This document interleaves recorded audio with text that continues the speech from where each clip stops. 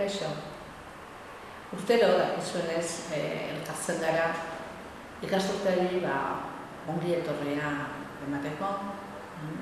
Ordu etxe batzuk elkarrekin egoten gara, zerbait berezi, ekintza bereziren bat, elkarrekin bazkaldu, eta, horrela, hasten dugu ikasturtea.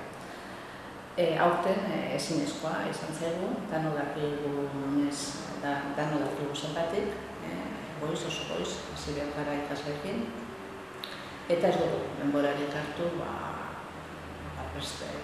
prestatzeko zerbait eta elkarrekin egoteko. Hala ere, ez nuke nahi ikasturtea hasi zuei agur bat egin barik.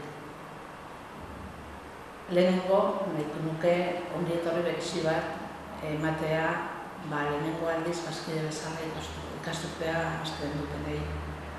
Saudete, Iban Roa, Irategi Gorostiza, Miriam Urrutia eta Ainhoa Berategi. Honen haupa dizuet, zuen ibilbidean. Baita ere, ongi etorri berezi bat ardimendi lehenengo aldiz gure artean zaudeten hori. Ia esperientzia aberatsa eta atsegina egiten zaizuen. Eta ia jakiten dugun zuei ematea behar eta nahiko zenuketen guztia. Eta beste guztioi zer, baita honena, zuentzat ere honena. Badakit, unitate guztietan hezkuntza proiektu trinkoa dituzuela, aurten ere aurrera eramateko. Aipamen berezi bat egin nahiko nuke Olarten eta Basabe Azpin aurten egin ditugun berrikuntzei.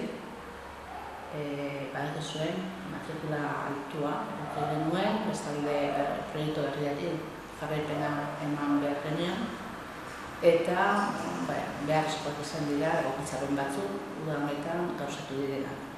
Benetan merezi du ikustea eta gonbidatzen zaitu edanik, handik pasatzea, aurkituko dituzue instalazio oso politiak, zoragarriak benetan, aurra asko oso posik daudenak eta batez ere irakasle batzu benetan postasuna adierazten dutenak.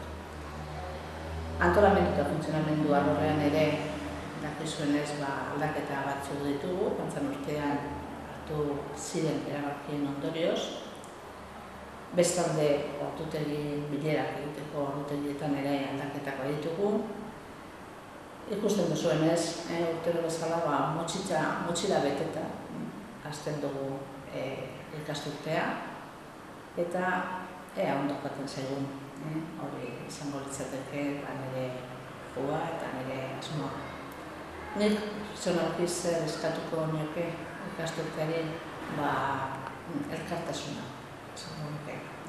Gure artean bizitza giro baketsu bat, gatazkarik gabekoa, eta hasten garen animo honekin berdinekin bukatu izatea.